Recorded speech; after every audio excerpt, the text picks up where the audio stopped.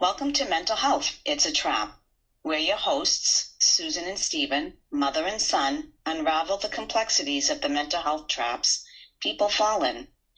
Join us on this podcast journey as we demystify the mental health labyrinth, explore common issues, and provide you with tools to navigate this sometimes extremely daunting terrain. You can expect engaging conversations, personal stories, and probably also have a laugh or two. Access to mental health care should not be what causes you additional stress. We invite you to follow along, and together we can embrace the darkness together. Welcome back, everyone. And my name is Susan. I'm Stephen's mom. I guess we can put a little flair to that. And so I'm very excited to have a friend, a colleague, and prior supervisee, Lauren Blanchette, who is joining us today and has a wealth of clinical skills and trainings. And I'm very excited to have you here today. It's always great to be able to catch up with people. And so, Lauren, if you would like to just share a little bit about yourself, what you do, and what kind of brought you into the field, as much as you want or as little as you want.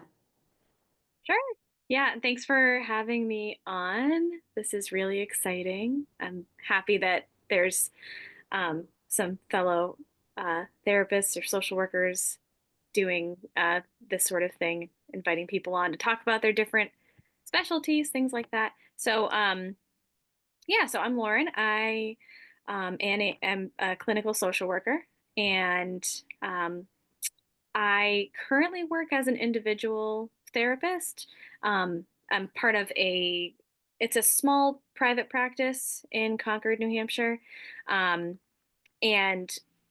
basically what we do, we're a feminist model, a feminist egalitarian model. It's called Womankind Counseling Center, and we're also a nonprofit. So we work very closely with the community to try and provide affordable therapy options for folks who don't have insurance or for folks who are in kind of certain vulnerable groups. And we also work on a kind of consensus model with all of the decisions that we make. We like to do a lot of activism in the community, helping kind of bring awareness to different issues within the LGBTQ community. And yeah, do a lot of focus on helping out women and girls as well. And then for me personally, what I have kind of been trained in or interested in recently, I do a lot of work with internal family systems therapy. I'm a level 1 trained practitioner, hoping to go and get my level 2 at some point soon. And I focus mainly on a lot of trauma work in my own practice. I work with a lot of folks who have dealt with childhood trauma, a lot of relational trauma. I also work with first responders and folks who have, you know, veterans, folks who have been in the military or adjacent to that. And so that's one big area, like one big focus that I have. And then I also do work with religious trauma with folks. I'm also a certified practitioner for a modality called building spiritual strength. And that it's kind of a practice in helping folks with moral injury and trying to kind of recover from those different kinds of trauma that can happen if you're either in a religious institution or if you are someone who has kind of been put in a situation in which your values as a person have had to come in conflict with things that you've had to do personally. So yeah, so let's see. Oh, and then I'm also very getting very into exposure and response prevention therapy for obsessive compulsive disorder and how that mixes in with trauma work, because OCD and trauma are very highly linked in a lot of cases. So I've uh, been very interested in building that skill set recently as well. So Okay, and what is that one called again? it's ERP, it's exposure and response prevention, and it's essentially it's behavioral therapy for OCD, and um, kind of works with creating hierarchies of exposures so that folks can start to uh, really kind of address their fight or flight response when they're having intrusive thoughts or compulsions. So, yeah, it's very fun. That's a lot of different pots. Yes, there's lots of different things going on. Exactly. Um, and so tell me a little bit about the building spiritual strength. What exactly is that? Can you share a little bit about that? Yeah, sure. So building spiritual strength, this is actually a therapy modality that came out of the Bedford VA, in Bedford, Mass. Irene Harris, who is really incredibly skilled as a clinician, she developed a therapy. It was specifically formed to help veterans initially, because what ends up happening with a lot of veterans that return home from active duty, been in like war zones, they are tasked with doing things that um, may not necessarily, uh, let's see, what would the word be? They're kind of taboo in regular society, but when they're integrated back into, civilian land, then it kind of comes to a head. It's kind of the result of living in two different contexts and having to reconcile that. Um, so it's a therapy specifically for that, for moral injury. And what tends to happen is some folks come back with a lot of questions about like, am I a good person? Am I loved by God or spirit? Am I um, like worthy of having good things in my life? There's a lot of, to put it in kind of like a CBT context, there's a lot of black and white thinking that comes out of that. So so the model is actually a group model because it kind of works better to talk about those things in group with other people who have experienced similar situations.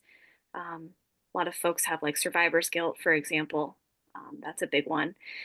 And it kind of goes through trying to bring people from a very like black and white view of right and wrong in terms of God or spirit and what that would kind of say about the person into a more kind of like universal understanding of what God or spirit can be. It's open to anybody of any religion. It's not specifically Christian or Buddhist or anything like that. It's but basically for every single therapy session, there's like some psychoeducation that goes on about um, like how trauma is kind of affecting their view of themselves and spirituality, and then um, group members get to actually um, kind of theorize like what would a loving God say to you about this thing that you're worried about, what would a et cetera, et cetera. It's often done with a chaplain too, or with like a spiritual advisor and a trained clinician. um, so yeah, building spiritual strength is pretty cool, but it can also be used in different contexts as well. It doesn't just have to be used with veterans, which is why we also kind of use it in for just religious trauma in general. The Mhm. same sort of concept can be applied to, like, say, for example, like members of the LGBTQ community who have been like ostracized by their religious upbringing, wanting to find a healthier relationship with spirit, and it can be adjusted to work with that as well. So that's kind of what that is. Okay, yeah, I was just curious. I was like, Yeah, I hadn't heard of that before. Although I did take moral injury yeah. training, and it's definitely intense. Oh, yeah. Very What? common in the substance use community as well. This model has also been adjusted to like for when people are in have been in like an active use, like how has that kind of affected their view of themselves and all of that too. Oh, Yeah. okay. Yeah. And I think another way to put it in terms of like moral injury is, especially when it relates to veterans, is it's the conflict between taking a life, right? So when people serve overseas, moral injury goes against our natural morals of doing good and valuing life. And yet in the military, people are trained to, in one way to word it, to defend themselves and their brothers and sisters brothers and sisters.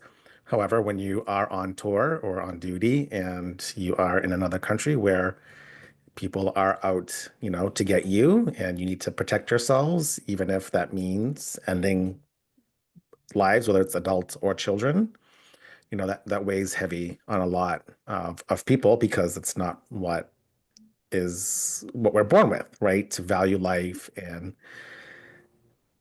to have those ideals. And so I think even as there was a veteran that I saw last week who talked about just that, but he had no idea what moral injury was. So I was like, have you heard of moral injury? Because he is still currently suffering with, you know, seeing he's like the person.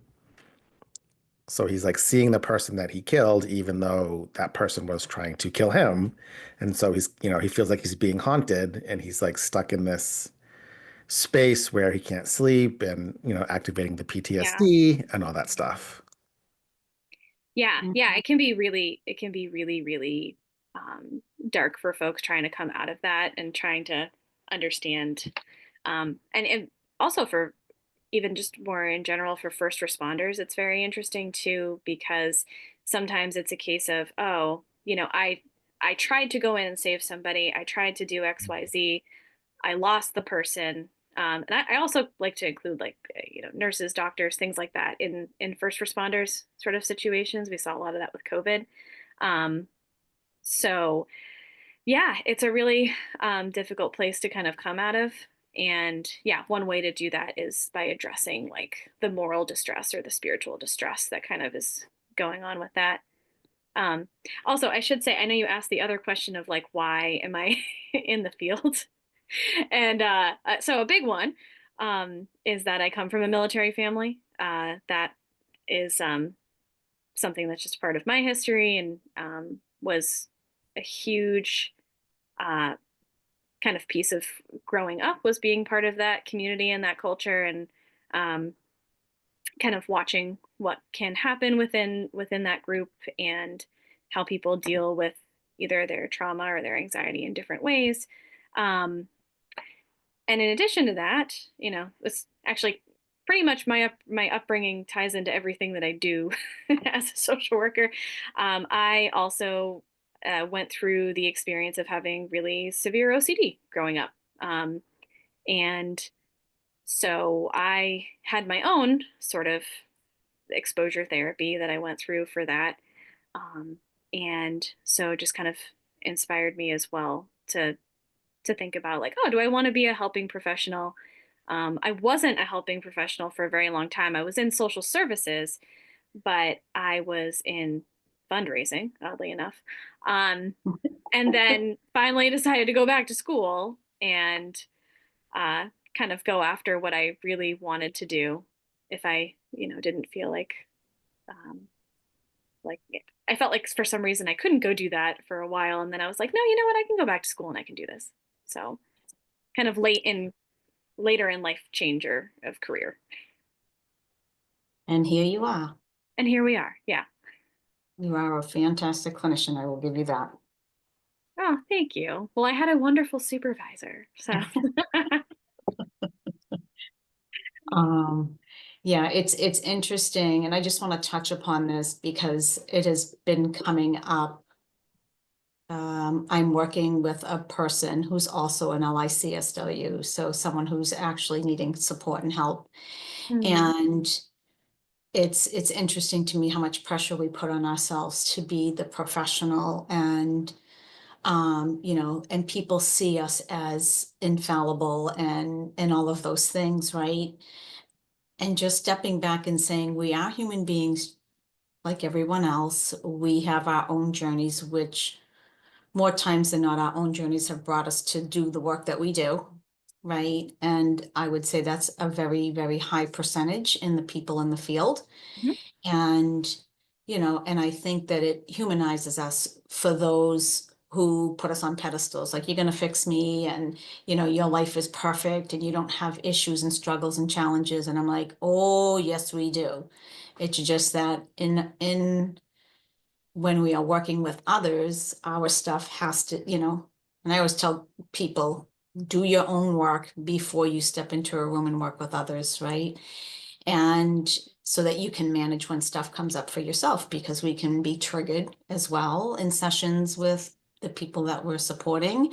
And so I think that it's, I just like that we can be human and say, if I sit with a client or a patient and I might shed a tear because I can feel their pain, and, I'm not bawling my eyes out. I'm not making it about me. It's just, I'm a human being. I can feel your pain and the suffering that you're going through, and, and just bearing witness to that pain with them and then helping them to work with it versus that kind of work against it kind of thing. So. Yeah. Yeah, I think it's very valid to have a little bit of like, uh, like careful self-disclosure, because I actually like using that a lot with folks if it's like, if I think they can handle it and it's appropriate, um, because they also like knowing that, oh, there's a reason why I know what I'm talking about in certain areas, or there's, yeah, yeah. Right, right. Yeah.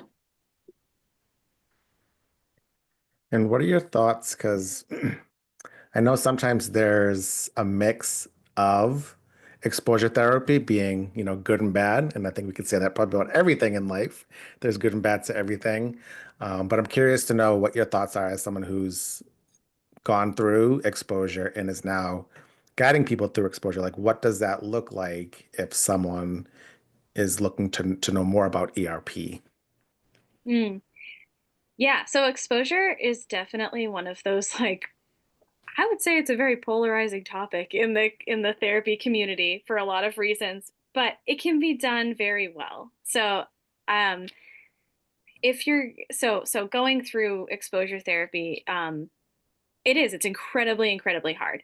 You have to definitely be in a place where you're ready to kind of do exposures, and not every exposure is a good exposure. So sometimes I will say, like when we're working with folks with trauma, especially, um, a decision has to be made about, is this exposure going to re-traumatize a person, or is it actually going to be helpful?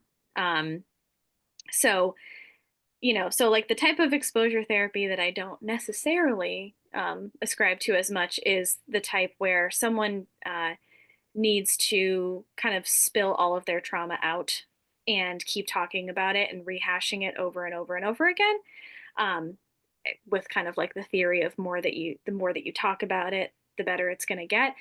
That one, not so necessarily. It's more the exposure that I'm a fan of is more the kind that helps people like lift barriers to what they want to do, like in the community.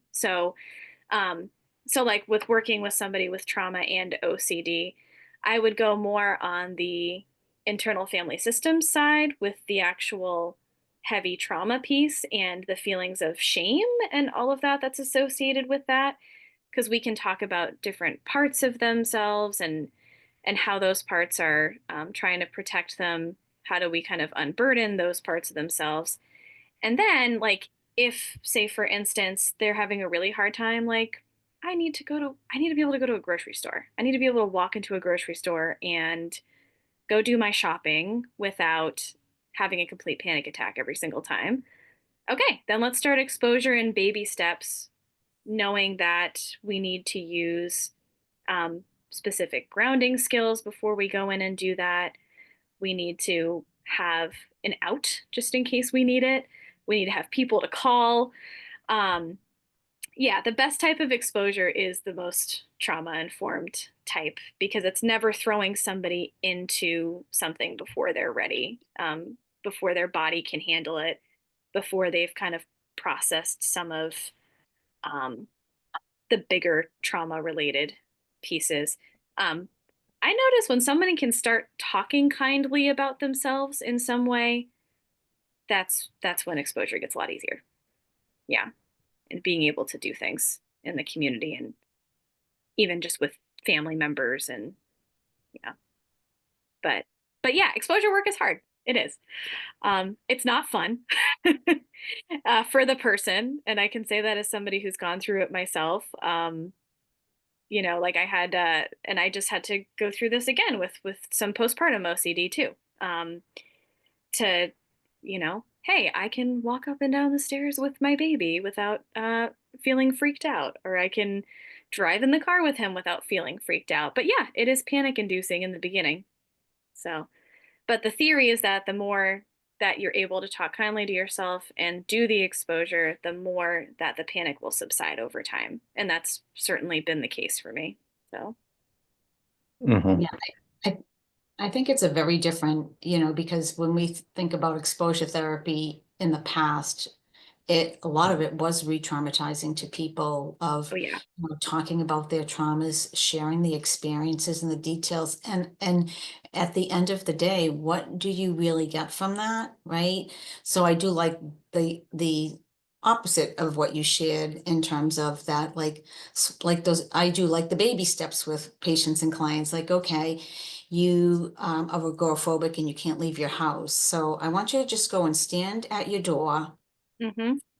once a day for a week, it's just that small, just getting that comfortability. Okay, so now I want you to open the door and just stand in the doorway, so it kind of sounds like what you're talking about, that those, Yeah. and it is terrifying, and it takes a lot of energy to do those steps. And so I think it's helpful for people to know that we can get where we need to be with the right supports and the ability to kind of do the work, right? Because nothing happens unless you do the work. So that at the end of the day, that's the Yeah. foundation. When someone's ready and they're gonna, try and make those small steps to be able to eventually not even think about, I'm just going grocery shopping and that's it. And then they go and they tolerate it. Yeah. Yeah. And we always, it's just, yeah, that's like, it's such a big thing to make sure that somebody is like ready to actually do those things. And that, yeah, and just managing the shame spiral that might happen um, before they're doing that. And a lot of times with relational trauma, that one's a little bit, that's like less on the any sort of exposure sort of side for me. That's more on the, okay, we really have to talk about like my attachment to other people and how that plays out in my daily life. And that one's more on the IFS side too, I would say. Yeah. Yeah. Cool. Could you go a little bit more into IFS? Like what Yeah. is it and what are parts? Yeah. It's my absolute favorite. Actually, I have a lot of favorites, but IFS is one of my favorites. Um, yeah, so IFS is basically premised on the idea that we have kind of like an internal family inside of us. A good example of this, which is actually like great that this is in the mainstream now. If anybody has seen the movie Inside Out, um, that is actually a really great example of like parts at work. And actually, the founder of IFS, Dick Schwartz, he consulted on that movie, so it makes sense that it's great that we have that example kind of out there. So so basically, IFS kind of presumes that every single person has a core self. So, um, a core self that is calm, has clarity, can help people make choices, is very compassionate, and can be kind of a clear leader for the person. Um, and that is like regardless of where somebody grew up or what they experienced, everyone has that core self that can help kind of be a guiding light for them. Um, and then, where parts come in is, when we're born, okay, we haven't really had any experiences yet. So it's just kind of us. And then, we start having little experiences. We learn new things. different parts of us kind of come into development, and they are helpful to us in a lot of ways. We have parts of us that will help us to organize things or help us to, um, you know, be playful or humorous, or just these different things that we end up picking up and using. Um, so most of the time, in kind of a balanced internal system, all of our parts are kind of taking a turn, and they're able to come out when we need them. Um, and in in a traumatized system, so like say something bad happens, like for instance, it could be as something as simple as a parent says to a child like, oh no, you did that incorrectly. And it's kind of crazy because people tend to think like, oh, I didn't experience any sort of like trauma. And it's like, well, no, it doesn't have to be big T. It can be like very little T trauma, or very little T, like you know annoyance or something like that, and we can get burdened by that. um Basically, in our little brain, when that happens, I have a parent giving me a correction, for example, and it wasn't explained to me the right way. Hey, maybe that little person goes, oh, well, that must mean that there's something bad about me. So now every single time I go to do something, for example, I have to ask, did I do it right? So a part of them might take on a role of, oh, I have to like ask for advice every single time I do something. I have to ask for reassurance every single time I do something. Um, so our parts become burdened by these little interactions that we have. And depending on how big the trauma, the part becomes more and more burdened and more kind of active. So, um, you know, one thing I see a lot for people is, for example, having like a really, really like angry part that has kind of been burdened over time and has started to kind of take over the system, as it were. It's taken up a lot of space. It's calling the shots because it feels like it really, really has to. It feels like it has no other way of handling a situation. Another word for these is just defense mechanisms, if, in general. Um, and so when someone is overwhelmed by one of their like defense mechanisms, obviously they have a really hard time snapping back into their core self of being able to see things clearly and being able to make choices and being able to feel calm in situations. So what IFS does is we actually it's kind of like a meditative process a little bit. Um, it's not it's not really meditation, but we use the term like going inside. Um, and so people will either like close their eyes or lower their gaze, and we ask them to kind of literally talk with their parts internally, guided by the therapist. um, and we're trying to make a connection between their self, their core self, and those parts. Because when a person's core self can be driving the bus, they can actually help those parts to kind of settle down, feel understood, feel less burdened. So we're trying to really develop relationships between the person and their parts. Um, and sometimes with IFS, it can also get to a certain point where we um, are able to actually unburden some of those really negative beliefs that these parts have about the person or themselves. Um, and there's a process by which we do that. It's called unburdening. Good name for it. Um, and we actually go back into certain memories that the person has of when this part came to be, and try to help them have a reparative experience, using the self as um, basically the attachment figure in that situation. So, like, for example, say, uh, someone developed a part that has really um, a lot of like thoughts of I'm worthless, or um, I'm not a good person. I'm not worth, just not worth anything. we can go back into, a memory if maybe, maybe they were abused, maybe they were either verbally or physically abused, go back into that memory and help them have a different experience using the self. And that part gets to kind of decide what it needs in that moment. Sometimes parts will say, like, I just needed somebody to tell me it was going to be okay. I just needed somebody to do XYZ. Sometimes they need to, you know, kick the person out of the house or do whatever tends to kind of like come up. Um, and but in that way, we're kind of helping them to restore like some of their own agency and all of that. And usually we see like a calming down of people's system after that. They don't have to be as reactive or volatile, or they don't have to be as um, like isolated. All of these things that have kind of come out of trauma, basically. So hopefully that made sense.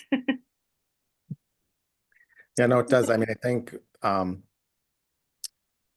of the big things that is like coming up more is that trauma is, stored in our bodies, in our nervous system. And although it's a cliche thing to be like, oh, I don't want to go to therapy to talk about my past. And yet, oftentimes when you build that relationship and you're working through things, some things can be tied back to those moments, even pre-birth or Yeah. even during birth. There's trauma that happens. I mean, birth is traumatic, and then depending on what happens during giving birth, that could be traumatic too. Or, if it's a long labor or if something happens with the baby, there are those like cellular memories that people carry with them that they might not think about that, although it could be tied to that part of them where they kind of need to repair that rupture, so to speak. Oh yeah. Yeah, there's actually a whole subsection of IFS that deals with pre-verbal parts. Hmm. Um, so like that part isn't going to necessarily talk to you because it's not a part that's developed language yet. It might be like a very small, like even an infant sort of part. Um, and sometimes those parts like literally just need to be like held and like things that you would do with a newborn essentially, to help provide comfort or support. And yeah, it's very, very somatic. This therapy is as well. We always look at the body sensations first. Like, where are you experiencing that part, either in or around your body? Um, and we go towards that to kind of get to know the part first because it's stored very, very um, somatically throughout the body for the most part. Yeah. But yeah, sometimes people don't even know like what part it is. They're just like my chest really, really hurts, like it always does. And then once we finally spend some time just noticing that sensation, they go, oh, like that part of me is really, really anxious. Or I'm like, oh, okay, there was something there. Yeah. Yeah. I think it's huge. Yeah. But yeah. Pre-verbal parts are very cool. Yeah. Not cool, but anyways, that's just, Well, cool in the therapy world, right? yes. Cool for the therapist just to be able to kind of explore those and whatnot. So no, I think that you explained IFS really well, in very, you know, kind of non-clinical language, which I think really can help people to have a better understanding of what it is and, and how it can help and, how they're guided through it and all of that and how to heal. Mm, yeah. And it's like a whole healing is it's so interesting because it's like a whole process. And people always ask me like, oh, when am I going to be like healed fully? And I'm like, oh, well, you're alive. So unfortunately, like it's like just an ongoing process. Like you're always going to experience things, but we can help you just be in better balance so that when something difficult comes up, you can actually handle it and you don't have to repeat um, the same sort of things or have the same sort of messages just like permeating in your mind all the time. Yeah. Yeah, I think that's kind of like even when you think about like what you have on your plate, because we use that term a lot, like, oh, there's a lot on my plate. I have all these responsibilities and dot, dot, dot, dot, dot. So when you're thinking about like trauma and stress, if you're not addressing it, then you're just adding onto the plate, adding onto the plate, adding onto the plate. And then the first thing that's on the plate is something, and then it starts to get like ingrained into our body and it becomes more like subconscious. And so like it's activated within us, but not in our conscious awareness because we have everything else to worry about that we're dealing with all these big things and we forget about, what happened 10 years ago that is causing us to have these behaviors and how that impacts how we act now. And so how do you know, find the way to kind of connect and heal from it, but also understanding that, there are things that will still come up that will make it go like, oh, I'm still here. And then it's like, oh, I know how to deal with that now. Yeah. Yeah.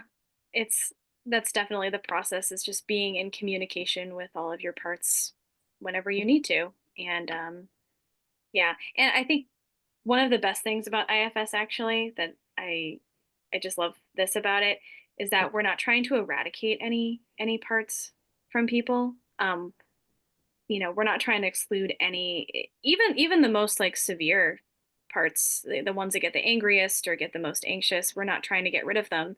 And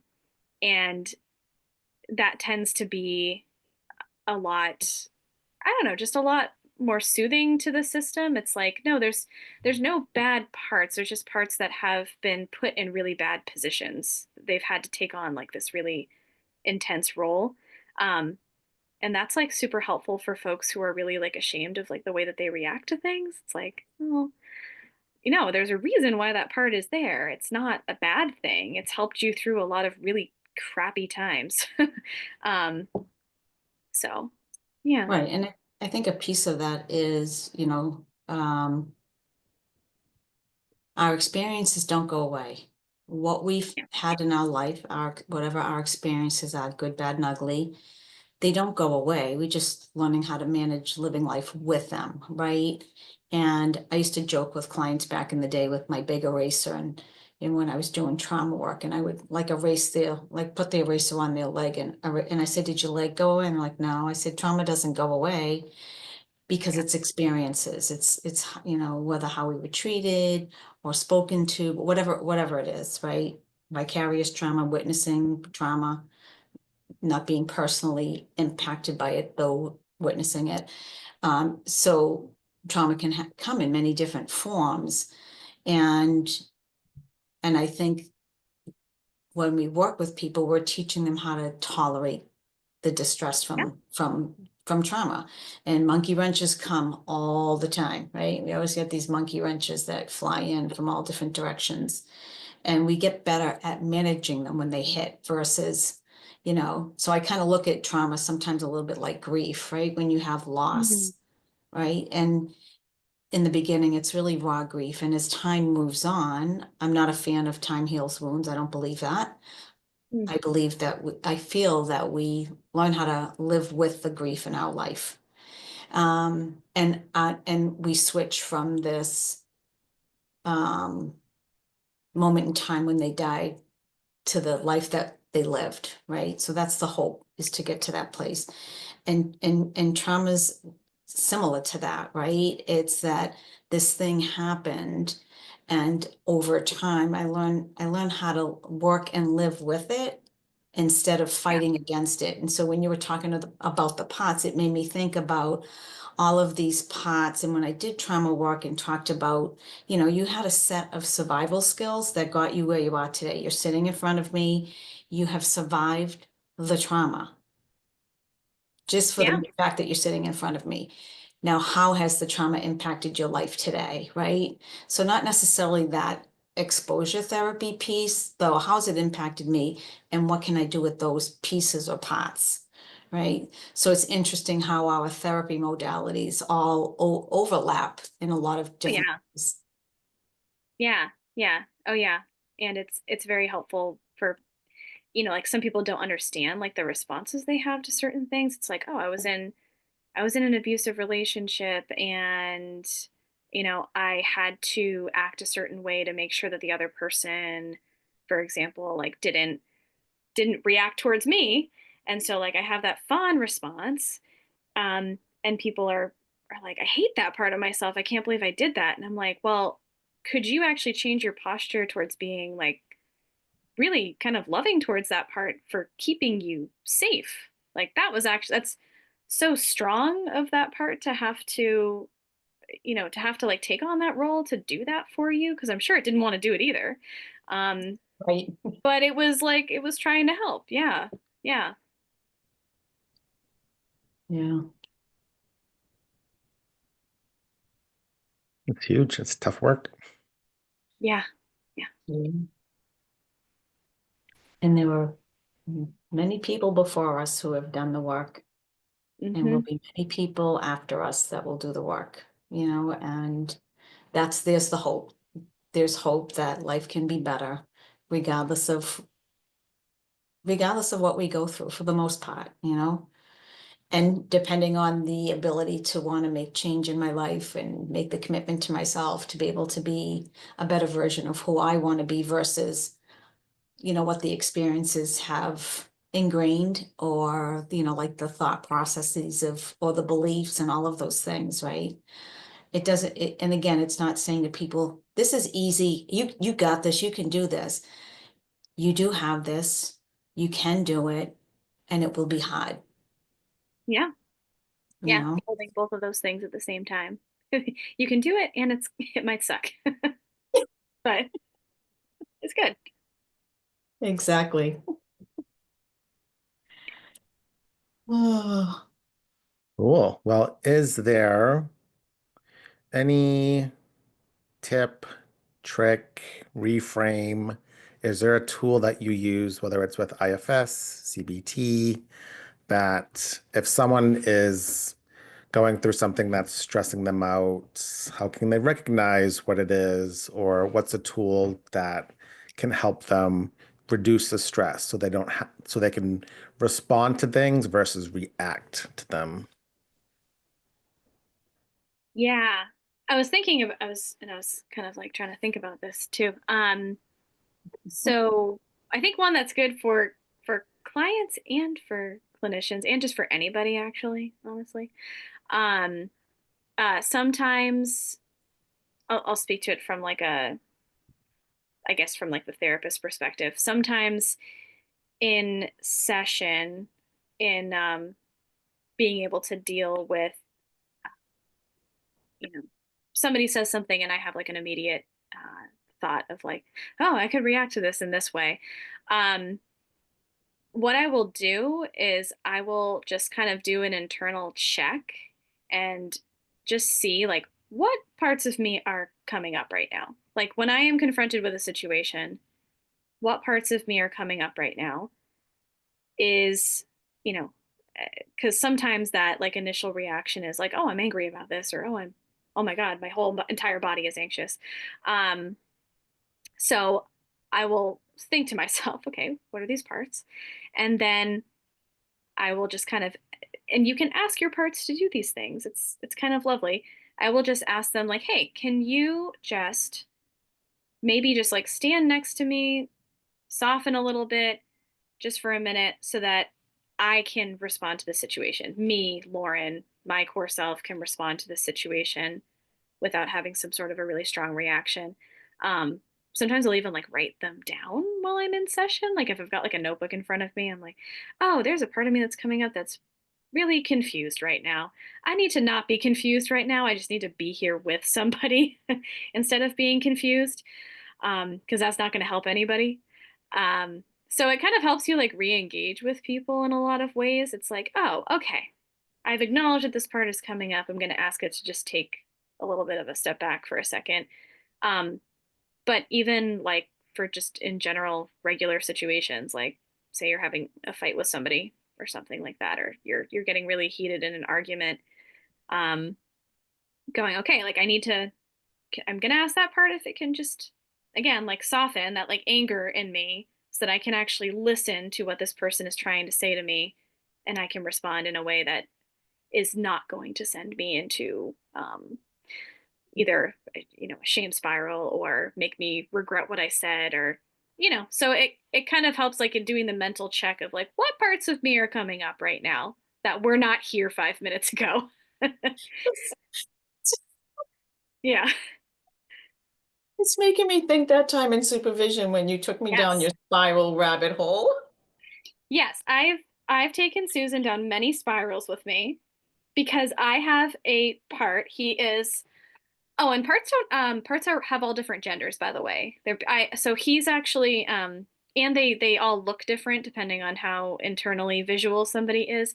I have a jellyfish, and he is um very panicked sometimes and gets very, very intense.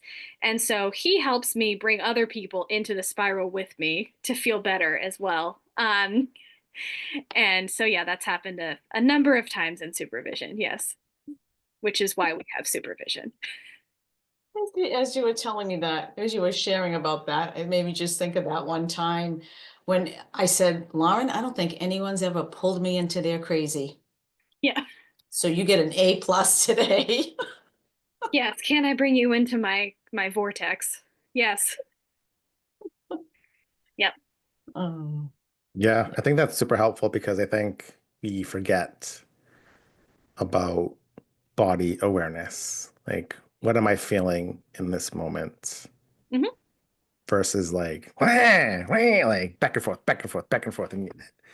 And being able to be, because sometimes we need to be the ones who are like, okay, I don't like this interaction. I don't like arguing, and there's no resolution. So how can I be aware of how I am reacting or responding? And although people hate say like, take a deep breath, I think one of the things that people also undervalue is sometimes even just exhaling longer Mm. can calm you down as well. Like you don't have like, you know, it slows you down, it gives you time to respond and kind of do that internal check-in when you're just like like Yeah. Yeah. Yeah. Yeah. Being self-led is really, really hard, but it's also like super rewarding because I've found in therapy too, like the other person can sense when you are being self-led or not. Like the other person can sense like, oh, I have made my therapist very anxious with what I have just said.